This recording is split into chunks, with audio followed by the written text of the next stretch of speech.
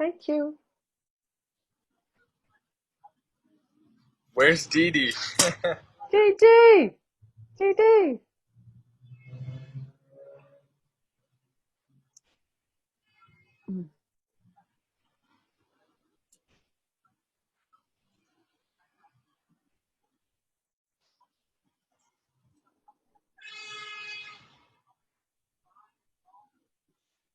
She should see it. She is driving. I wonder if she's getting to a place where she can stop. Oh, that's why. Maybe. Yeah. I didn't know she was driving. Oh, good. You made it easy. And that's another thing, thinking around mindset instead of saying, that person should be able to get it. Just make it easy for them. Yeah, that's why even in the beginning when you put click here, a lot of people were so confused on how to access the Zoom link. You're right. And you know what I realize? And now that it's still, even though there's a yellow pointer there, um, there's a lot of text around there now. So the I goes to the text first, and the GoFundMe, it really needs the graphic designer. I think And the wrong trailer. It says 55 seconds. oh, Yeah, okay. so just play it from your computer because I don't think. Oh, you know what? It's okay. And that's the Screen 360 TV trailer, and then and I have our trailer be, below it. So I Okay, want to give her that experience. perfect. Yeah.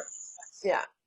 So I do actually should name. There she is. Hi, Dee Hello. Dee. Hi, hello, hello. Sorry. Oh my God. That's Good. okay. I'm here. So we're going to greet her. Jack's Mhm. going to greet her. Turn it over to me. I will present a Screen 360 TV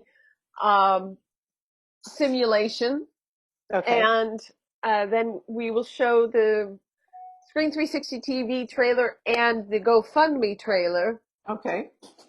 below. So Oh, the good. more recent, I'm going to have to call that. We're going to have to call that it's something different because I notice here I have Screen 360 TV trailer twice. So not to Oh. be confused. Call it the GoFundMe trailer or recent trailer until what should we call it? Trailer two? Oh, there she is. Good. Hi, I can. Hello. I'm sorry I was caught up in another meeting, but I'm here now. Hey Jack, how are you doing? Good. How are you? I'm great. It's great to see you. Yeah, good to see you too. I hope everything's well in San Jose right now. I know my parents said the fires are crazy. Oh, I'm so heartbroken by fires again. Yeah, we've got quite a few people dealing with that actually. I got people coming and going trying to get home to see if they're okay or not. So yeah, no, it's coming from Milpitas, and then we have a good number of people that live in the Santa Cruz Mountains and over the hill. So most of them are at home, but we do have a good number of teachers teaching on site because they've been displaced. So Oh, it's a little of everything right now. okay. Okay. Okay. Well, Jack was going to introduce us, but I'll take it from here. Okay. And welcome. I'm Katie Kavanaugh, and Jack and Dee Dee Pierce here, who is our education specialist. We both came out of the School of Education at Stanford, and Dee Dee came through the STEP program and had a career teaching high school in Santa Clara County. At Los And Altos High School, yeah. Where yeah. did you, I'm sorry, Dee Dee, where'd you teach? At Los Altos High School. Oh, okay, great. Yeah. History, history Right. and social studies, No, right? we recruit from STEP quite a bit, so we're always happy to give back when we can. Oh, that's great. Good to hear. And it's a beautiful background you have. Is that your garden or is No, that Italy somewhere? this is, yeah, I was going to say, this is not where I am, but where I wish I was. That's my background. Smart, smart, smart, smart, smart.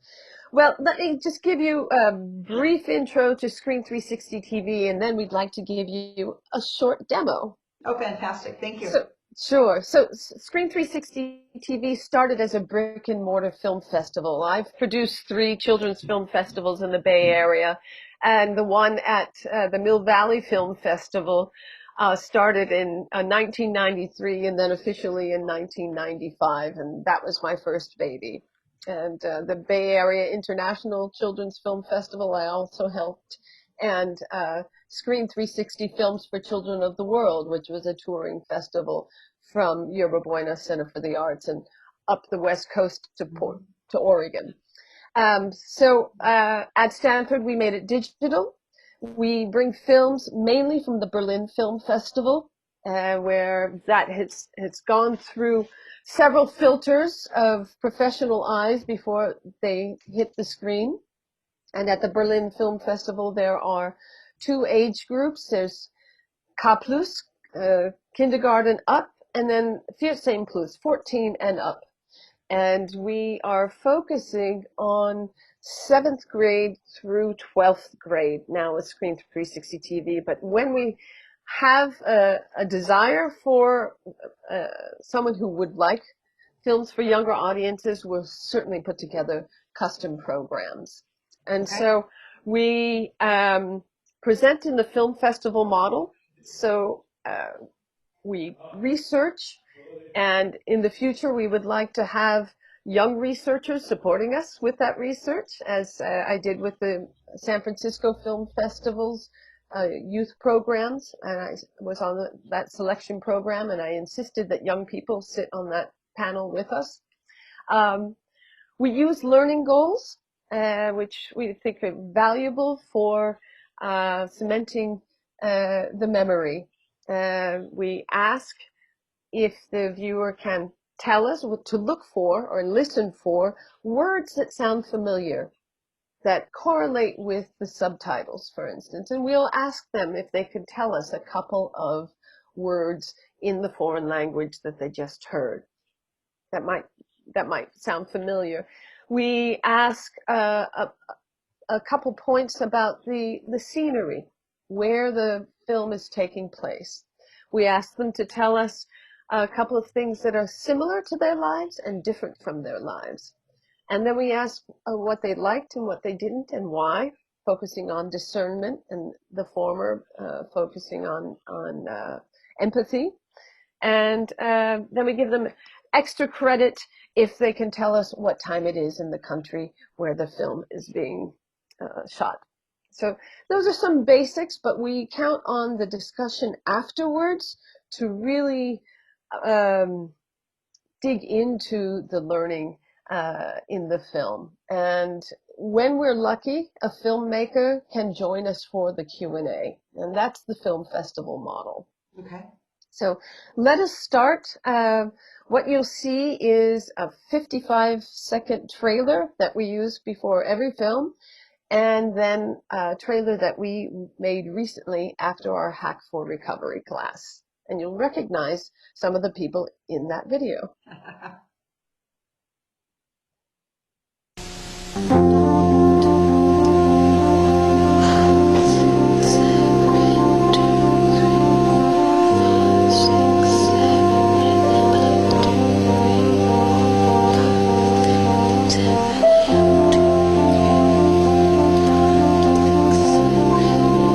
Screen 360, films for children of the world, from the world.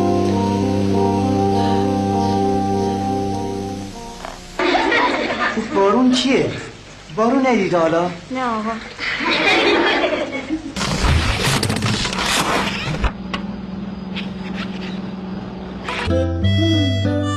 Warum bin ich auf der Welt?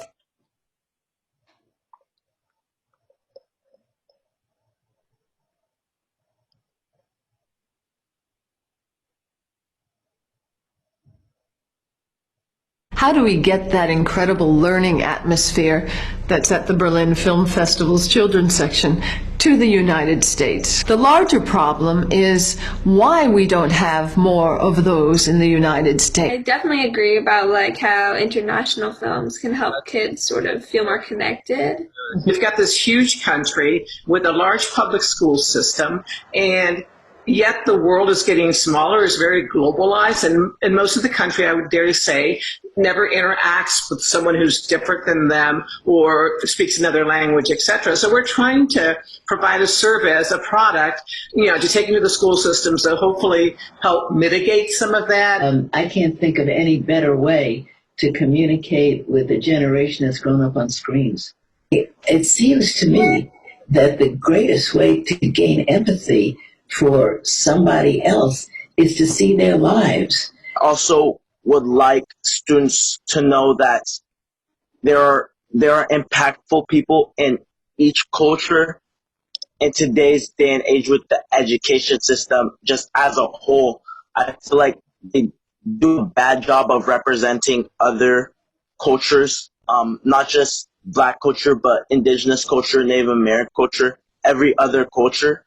From a distance, that same experience that, we're dealing with racism, we're dealing with, government structures that are frustrating us as non-voting members of the population. I think to be able to engage with students that are in a very different culture but having a very similar experience in a lot of ways would be super valuable. It's part of my job not just to teach students the language, but to really kind of get them to understand the culture and the cultural differences. I'm also intrigued by students somewhere else that they could interact with. That kind of gives them, they have skin in the game now. One of the hardest things I have is how much time I spend finding these resources. Film is a way to connect people in a way that I don't think you can by explanation. People don't have the ability to have these kind of experiences, so they have them watching a film. They have them being immersed in someone else's life. Test it and get their feedback live or however you do it, and it's all, pretty real-time information that we can use to really mold our project. Hollywood is fabulous, but Hollywood just keeps retelling the same stories over and over again. And you get a story from India or from Uzbekistan or from, even France. And it has a different cadence. It has a different point of view. It has a different style of storytelling. And I think that's so valuable for kids to experience, especially kids that don't have the chance to travel. When I find a pre-made thing that fits my class, it's like, heaven sent. It's pure gold. What we're trying to do is harness the power of stories to educate and to really teach kids and children cultural literacy through international films. When they open their eyes to different cultures, it really is memorable for them. It's not only about learning of different cultures represented on the film, but also how this film creates knowledge of the world.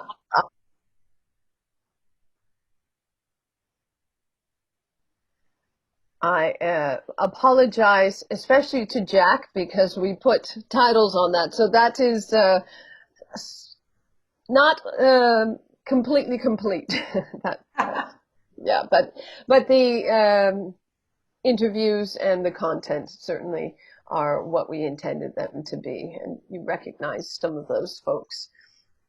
And Jack, did Rose and John teach you? Is that how you reached out to them? Yeah, I went to India with John, and it was my favorite class ever. So yeah, I reached out. And we also spoke to Shelley Hopkins. She was really interested too. Good. Yeah. So they seem very, very intrigued by the idea of connecting with students in other classrooms, whether that be in California or across the world, which is a lot of people now that we have students that we show films to now are in Berlin. So we do have an international base right now. And several teachers, especially Rose Lopez, found it very intriguing to connect her students with French-speaking students in France, which is our goal. Eventually, we're trying to come out with a mobile app to make it very accessible to teachers by this fall.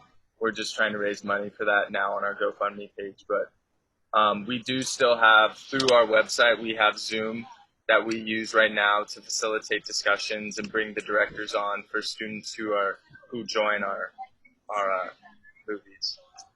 So guys, talk me through this just practically. So I'm a teacher. I'm teaching here at Archbishop Moody High School, and I'm interested in interacting with you guys. How does that work? What does that look like in my class? I teach 3 sections of the same class. I'd like all 3 groups to be involved. Walk me through that. Sure, if I might. We schedule initially. Right now, we are doing programs at 9:30 and 10:30 to reach people in the West, far west from Europe, up to Europe and Africa as well. And then at 5:30 in the afternoon to reach folks in the East. To engage 3 classes throughout the day, they would have to make arrangements with different classes or with the school in, say, Venezuela, which is only 4 hours ahead of time. And similarly, line up classes if they have classes in that format. So that's how it could be done, and we could help facilitate that with 3 classes. So what happens is they then watch a film together and interact with one another over the film. Is that the idea? That's right, with a moderator, and it could be done with asynchronous moderation, a drop-down set of questions to start the conversation, and then if there are guides or teachers at each classroom, then they can guide they can serve as moderators. Otherwise, myself, Jack, or Dee Dee would serve as moderators and continue the conversation. And so Jack, have you pitched this to Rose and to John? Yeah, they were both very intrigued. They want to pilot this fall in their classes, and it's easy for them, especially with online classes, because they just have to hop on the Zoom link, and then we show the films. And we've found a lot of international films that adhere to their curriculum, their AP curriculum, or their specific curriculum for their class. And then we're also gonna be providing tools, so vocabulary and different prompts that students can work on. So it really helps. Like in the video, teachers said that they spend a lot of time trying to find good curriculum, and I know they use Edpuzzle a lot, but Shelly said she was just getting very frustrated with the quality of videos. And I think because these are international films and it's true artistry, not only will they learn about films and different cultures to become more culturally literate, but they'll also get to actually have conversations with students across the world. And we're hoping to get into those classrooms in Spain, where we're speaking with some classrooms in Spain right now, and in Mexico. So hopefully we can connect them with native Spanish speakers or native French speakers as well. Yeah. So I think there's also probably a draw out of Mandarin. We could talk to Debbie Lee about that. You guys know the coming out of education, the best way to sell this product is to get a teacher to start using it and then talk with their colleagues about it, right? Nothing sells any product better than word of mouth. So I think if Rose is game to start this is probably a great option. I think for those, we've got the immersion trips to John, certainly to India. We have a South Africa one. Since you've gone, Jack, we also have a trip to Jamaica. Wow. We have a group that goes into Appalachia still. That would just be interesting because that's almost like another country, the way that world is so different from Silicon Valley. We're doing, I think we might be back to El Salvador this summer. It's all up in the air in terms of where we're heading. They were in Costa Rica last year, but I think we're trying to get back to El Salvador. So, I think those, if John pilots within ECJ, my guess is that it would spread quickly to the other ECJ teachers to think about how they could connect with a classroom in the country they're about to travel to. And I think that's great benefit in that as well. So talk to me about cost to the school. Like how do you make money, guys? Tell me how that works. Well, we are just starting, and the pilot is the 17th of September. And so Jack has brought us to a new business model that is just really subscription, household subscription. And we're looking at something $4.99 a month, something very, very affordable. And it's not going to start turning over a month after month revenue immediately, but it's building the network is the first important thing, and then Right. it's going to So start. in a classroom, how does that work? Because that if we're looking to embed in classrooms, is that $4.99 a student per month, or is that $4.99 a classroom per month? Like, help me understand how that works in a class. So each teacher would get, so it's basically a household subscription. So each teacher would subscribe, kind of like Netflix, where your whole family has one subscription. It's the teacher would show it in their classroom, and everyone would.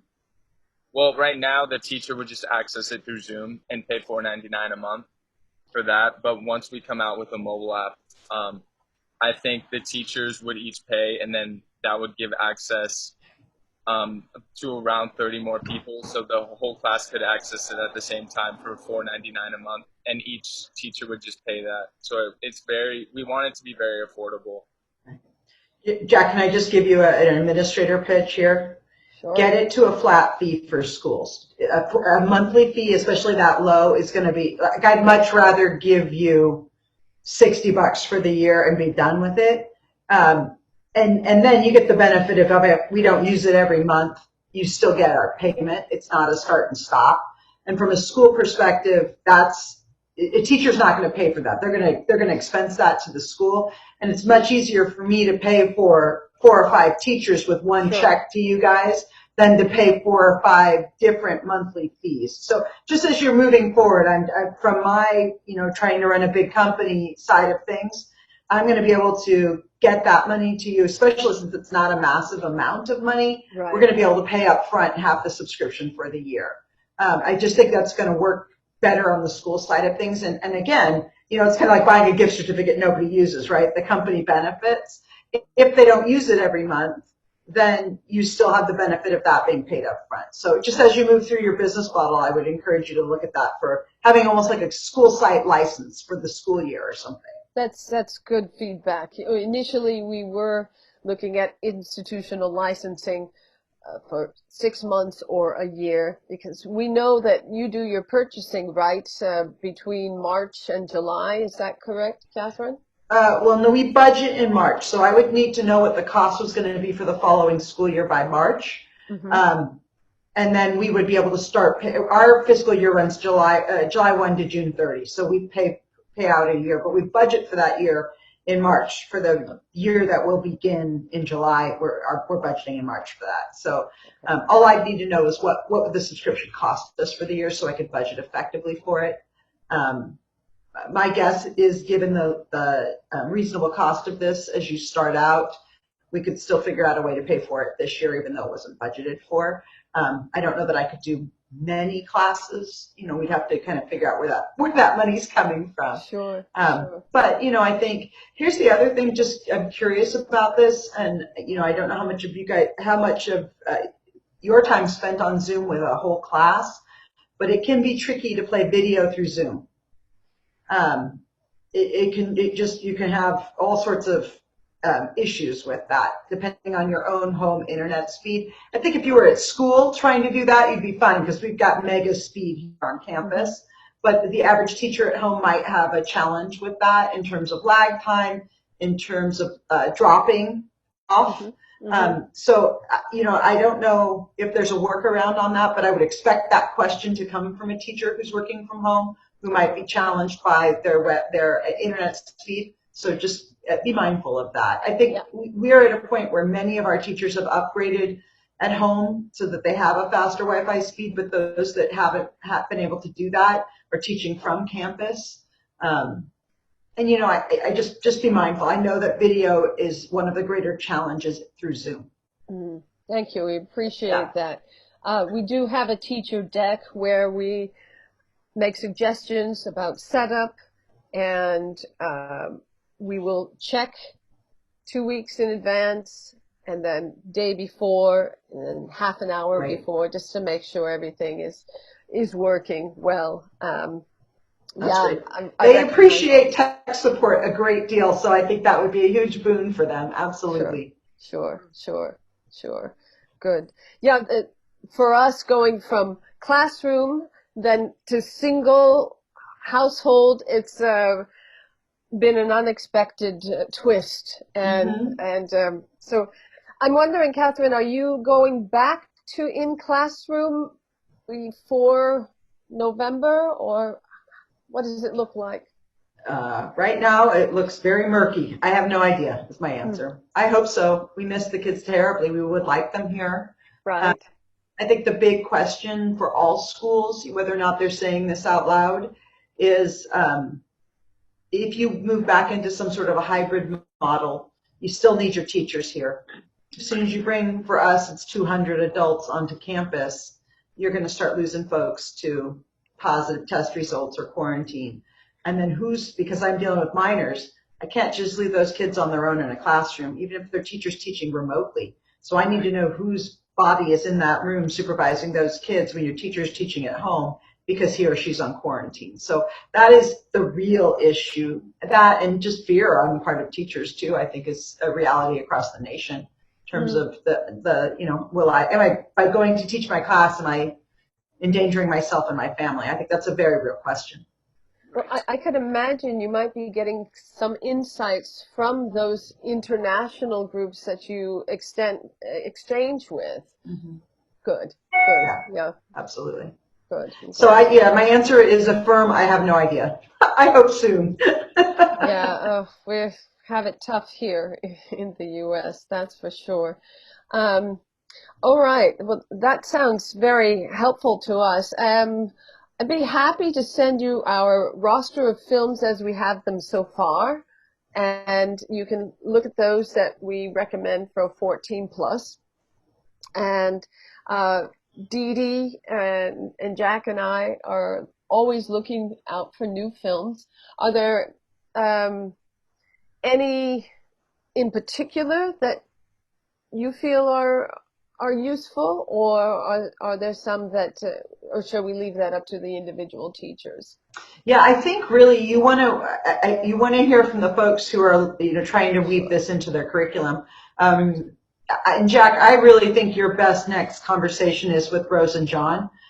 John Marheineke works with a group of students who will be traveling to India, so I'm sure he'd be looking for films out of India. Rose teaches French. We actually have 2 French teachers now, Jack. I hired, she's gone part-time, Mrs. Lopez has. We have a new French teacher who I think is actually teaching the AP class as well, but she's very creative, just like Rose. They actually work really effectively together. Her name is Lori Carboni, and she, I think if we could get they're a really good duo. They work very effectively together, and I think if Rose is eager to put this into her classroom, you'll probably have Lori jump on as well to do French across the board with it.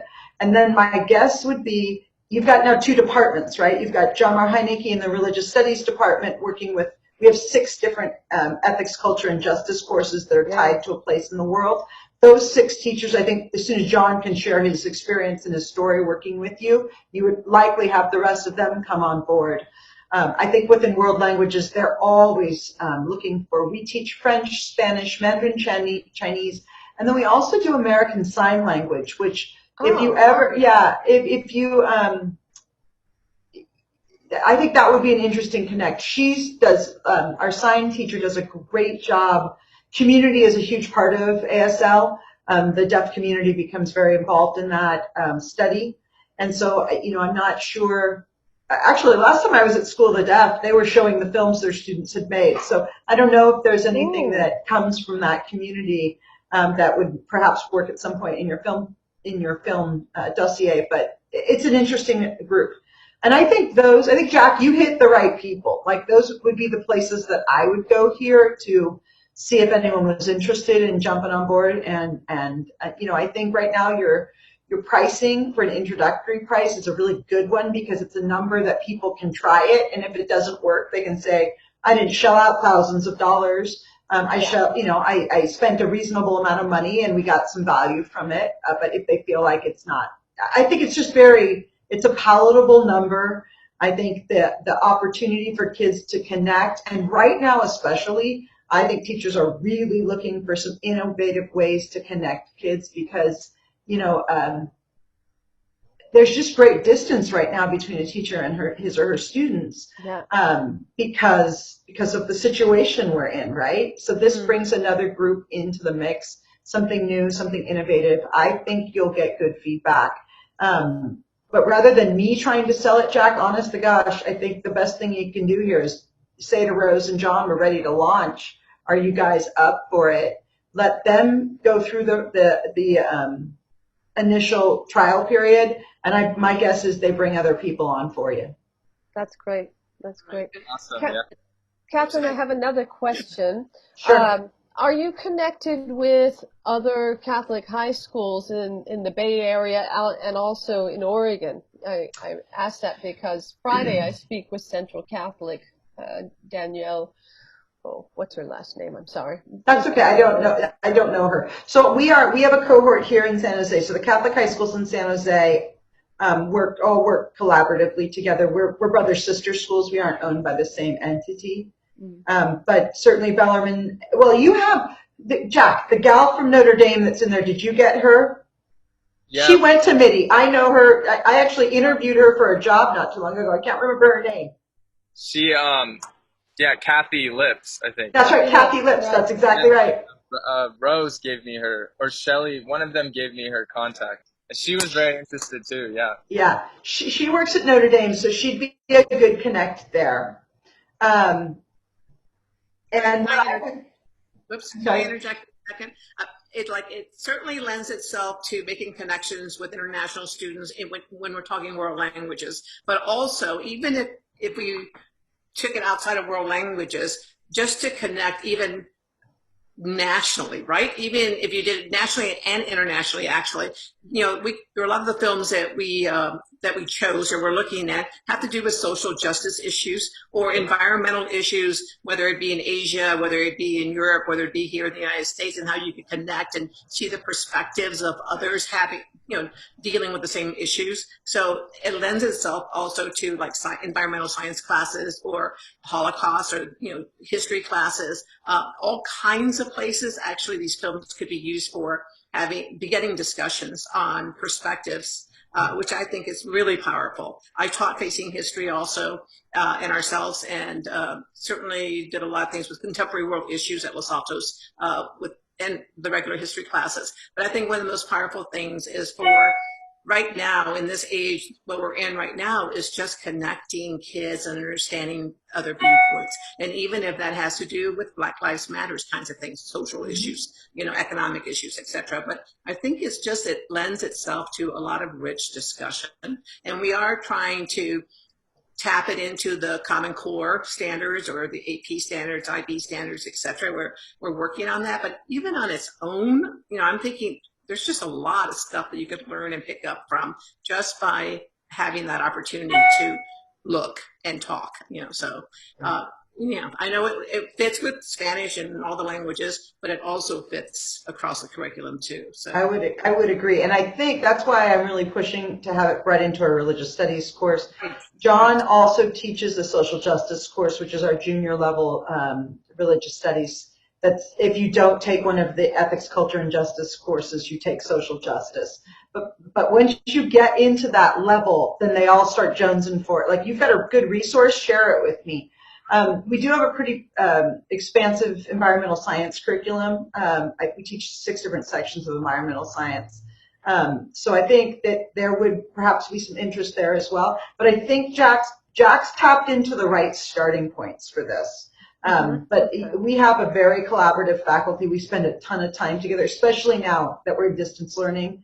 Cross-curricular professional development is just really hot right now in terms of that. What are you doing? How are you doing that? What more can I do? You have a good new resource. So I think you got to land in the right places here, and I do think that you've chosen wisely. It's where I would direct you. Good. We'd be happy also to show at a professional development workshop that you might have, should that come up. My guess is that what will happen, here I'm just, spitballing a little bit right now, but what I think will happen is once we get Rose and Lori up running with this in French, they're the only 2 French teachers, but they will quickly share at a department meeting, which is all of the languages. Let me show you this cool new thing I got, because world languages, probably more so than any department, spends plenty of time sharing resources, especially the ones that can be used across language. In terms of the religious studies department, I think same thing. You'll see John working with it with his ECJ course, and then quickly wanting to share it with the entire junior level. And John is also a campus minister, which means he ties with individuals from different departments. I think this is going to spread organically, which is the way you want it to happen. As soon as I get in the mix, then it's an administrative thing, and you really don't. Good point. Let's just be honest. You don't want it to happen that way, right? You want it to come teacher to teacher. And so I think the other thing too, and this is I think another good connect, is that we have a pretty impressive educational technology program at the school. Our educational technology coordinator is actually one of the social justice teachers. She will be all over this as well. So I think, and then she's got the ear of every department, and she shares resources pretty widely with every department. So I see the pattern this is going to take, and I think it will, the teachers that feel it will fit into their curriculum will be all over this very quickly. The only thing I want to tell you, just to be mindful of it, I actually think this won't hurt your program at all, but just be mindful of it. I think across all of our schools right now, and this is going to be the theme of this school year, we're all looking at having to reduce curriculum to make this work, because teaching virtually slows you down. And when, if the best we get this year is half our kids in the classroom at any one time, that also slows your progress down. Even if the other half is at home watching virtually, your speed is just not the same. And what people can take in right now is not the same. So they're making choices about what they have to cut, basically, to get through the meat of the curriculum. But with that said, I think this allows them to address some of the meat of the curriculum in a new and innovative way, and they're looking for that. So, but just be mindful. There may be some people who would say, yeah, in a full year, I would do this. This would be awesome. But I need to wait because I've already cut so much. I don't know where I'd fit this in. I don't think you'll get that from Rose and John. But I don't want you to be surprised if you hear that, because I know that is something that all teachers are struggling with right now, is where do I make the cuts so I get through what's absolutely essential in my course. That's great. That's great. And I think we could ask Rose and John to pass it on to the ed tech instructor. Oh yeah, absolutely. Yeah, absolutely. That's great. That's great. Wow. So much. That's great feedback. I'm wondering, the last question. Do you pay currently? I know you said you budget in March. Do you pay for any video platforms right now? Is Edpuzzle, do you pay for that? Yeah, I think they have quite a few different platforms that they're paying for. Shelley probably will know, but she was our former department chair. She stepped off this year, but she would know that off the top of her head. And I'd have to do some digging. So Shell's probably your best ask there. Okay, that's helpful. That's helpful. Great. It sounds like a very healthy system that you have with your teachers there. We've listened to other teachers who wait for the curriculum to come down from the state, etc., and they don't feel so empowered. And well, that is a freedom of being a Catholic school. I mean, in that our standards exceed state standards, but we also aren't bound to state standards. So there is more freedom. I mean, that's what you're hearing. Sure. And that empowers teachers to figure out what's the best way to deliver this to this education to my students, which is also why they'll be very open to checking this out for you. They'll be excited to have this as an option, I think. That's great. That's great. My father taught at St. Ignatius. My grandmother and my great uncle, her brother went to St. Ignatius. She went to Star of the Sea, but I heard many exciting tales of growing up in the city, and it's a different time. Your family name sounded familiar. So actually, it's my mother's side of the family. They were Schneiders, actually. Caputo's down here. We're That's in right. Virginia Snyder? No, my my great uncle was Jack, and then my grandmother her name was Marie Antoinette. Oh my goodness! What neighborhood were they in? They grew up in the Sunset. In the Sunset, yeah. We're in the Haight and the Ingalls side, really. Well, this is also, I mean, she was born 1910, so I'm going to think she was there maybe a little before you. Yeah, a lot before you. A little bit. But my grandmother was around then. That's right. Too. That's connected to the Snyders in Los Altos? No, actually, my mother's maiden name is Laffoon. Her mother's maiden was Schneider. Mm-hmm. So, yeah, and there aren't many left. So, yeah. My kids went to St. Francis, so. Yeah. Yeah. Small world. Yes, it is. All time. True. Well, if you think of any other questions, please send them on to Jack. But thank you for your blessing to go on with these teachers. I'm wondering if there's any kind of announcement that we could make via your system or to the teachers. Is that what you're thinking? To the teachers? Sure. Yeah, I mean, if you wanted to put together some sort of a small package that explains what you do, I'd be happy to share it with the faculty. And then, others could reach out to you if they had interest. Okay. It would be nice if you had, I believe, honestly, I think that's going to be better received if Rose and John share it with the faculty. I'm happy to do it for you. I'm not trying to push off the work. I'm just saying, I think there's more credibility with it. Look, I'm putting this in my classroom, or I've tried it, and here's what I'm thinking. Sure. But I'm happy to push out if other, just to say, hey, I know, I want to share this with you. I saw the presentation, think it's very interesting. It might work for some of your classes. If you could put something together that they could review, I would say in, 5 minutes or so, I think they'd be open to that. Again, I think everybody's looking for something interesting and cool to do right now, and you tick both those boxes. So I think that there will be interest. That's great. Thank you. It just helps in the directions. Mm-hmm. We can reach out and it can come back to us too. Right. Yeah, you want me out of the middle of it fast. Yeah, exactly. We appreciate that. Thank you. Yeah, no problem at all. So much. Great seeing you. It's great to see you, Jack. Time. Thank you. Of course, no problem at all. You guys, best of luck. And like I said, if you want me to send something out, just send it my way. I'm happy to pass it along. Will do. Yeah. Okay. Something simple with links. Good. Perfect. All the best. Stay safe and well. Absolutely. Bye, you guys. Take care. Thank you, Catherine. Bye-bye. Bye-bye.